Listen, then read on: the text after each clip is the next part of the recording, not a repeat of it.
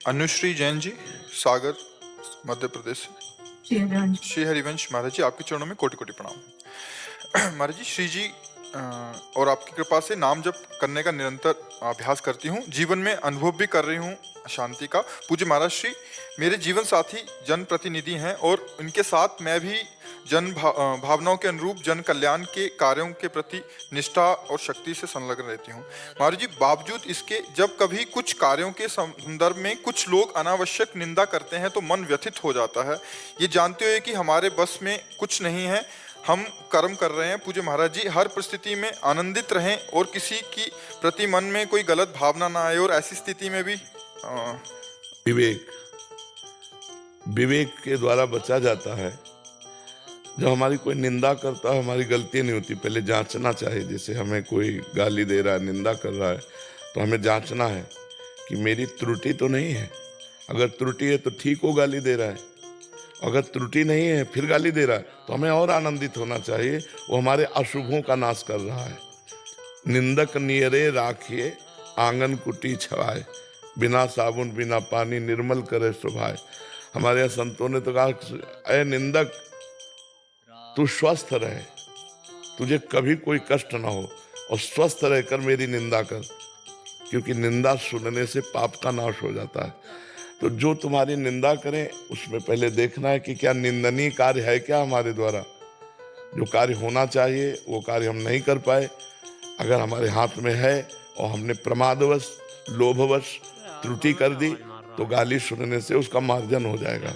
और यदि हमारी गलती नहीं हुई तो फिर हमको प्रसन्न रहना चाहिए कि भगवान हमारे शारीरिक दंड को गाली के द्वारा निपटा रहे हैं। ये आदमी निंदा करके हमारे शरीर को जो दंड मिलना था, पूर्व हमारे द्वारा किया हुआ कर्म जो प्रारब्ध बन के आ रहा है, उसको मिटा देगा। पक्की बात समझो, हम विवेक के द्वारा हर दुख से बच सकते हैं। अगर हम विवेक नहीं लगाएंगे तो फिर हम दुखी हो जाएंगे, और दुखी सुखी होना है भगवान के भक्त का लक्षण नहीं है।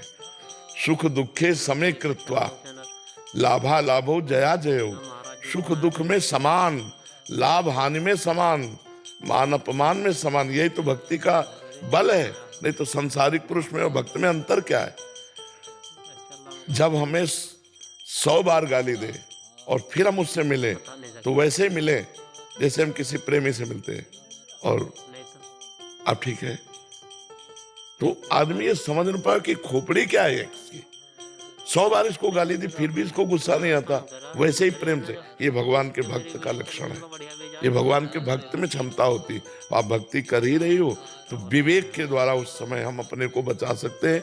यदि हम विवेक न लगाएंगे तो हम दुखी हो जाएंगे या फिर द्वेष कर बैठेंगे, फिर द्वेष हो जाएगा, फिर भक्ति का भाव न रहकर वो सांसारिक भाव आ जाएगा। इसलिए विवेक के द्वारा हम अपने को बचाएं।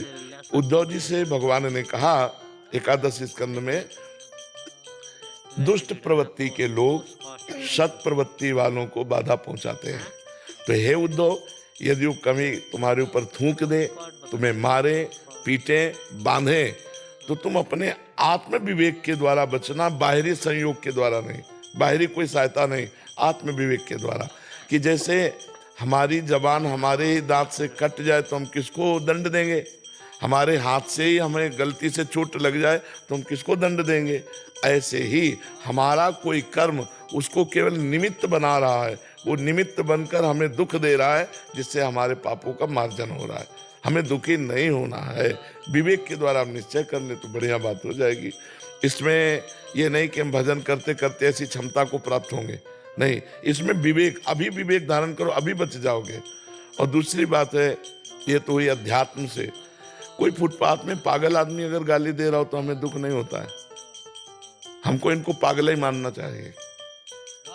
बातुल भूत विवश मतवारे, ते नहीं बोले वचन विचारे, तिनकर कहा सुनी नहीं काना। उनकी बात कान से नहीं, ऐसे उपेक्षा कर दो। 2 प्रकार से, या तो विवेक के द्वारा सिद्धांत से, और या तो व्यवहार के द्वारा पागल मान के। ये सब पागल हैं, अपनी वासनाओं से पागल हैं, अपनी कामनाओं से पागल हैं।